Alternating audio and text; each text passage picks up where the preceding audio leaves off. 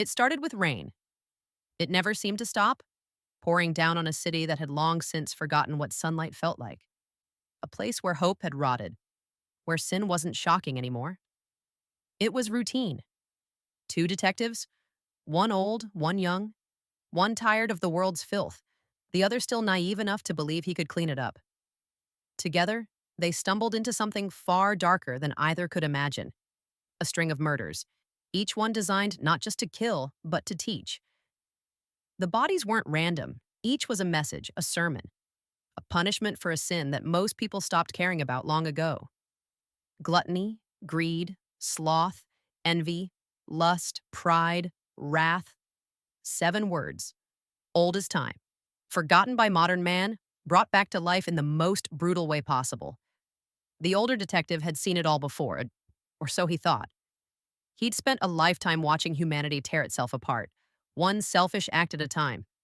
He was ready to walk away, to disappear from the madness. But this case, it wouldn't let him. It was like looking into the soul of the city itself. The younger one still believed in justice. He believed evil could be caught, handcuffed, and thrown away. But the deeper they went, the more that belief was tested. Every scene was worse than the last. Every clue felt like a game the killer was always one step ahead of. He wasn't hiding. He was showing them, teaching them. Each crime was a mirror held up to society, to greed, gluttony, vanity, and decay. He wasn't just killing people. He was forcing the world to look at itself and see what it had become. The detectives tried to stay detached, professional. But how do you stay rational when every scene drags you deeper into hell? The old one tried to warn his partner that the world isn't fair, that evil doesn't always get punished. But the young one refused to believe that. He still thought he could win.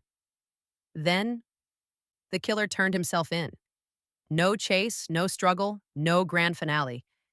He simply walked in, covered in blood, smiling. He said he'd finished 5 of his 7 works and offered to take them to the last 2. Every instinct told them not to go, but curiosity, pride, duty, it all mixed together into something irresistible. They drove out of the city, the sun finally breaking through the clouds for the first time in what felt like forever. But even sunlight couldn't wash away the dread. Out there in the open fields, far from the noise and filth, they waited. And then, a delivery truck arrived. Inside the box was the final lesson.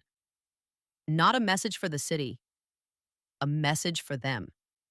The killer's masterpiece wasn't about strangers anymore. It was about them, their pride, their anger, their belief that they could stand above the darkness.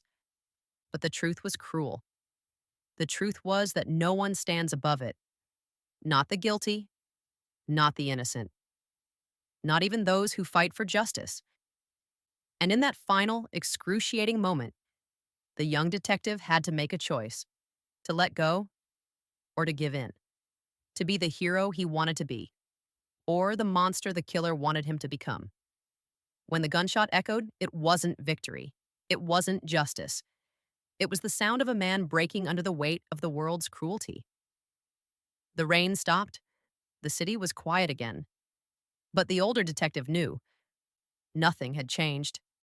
The world would go on filled with sin and apathy and pain. The case was over, but the lesson remained. Evil doesn't just hide in the shadows, it lives in us. Because sometimes the line between good and evil isn't a wall, it's a thread. And all it takes is one pull.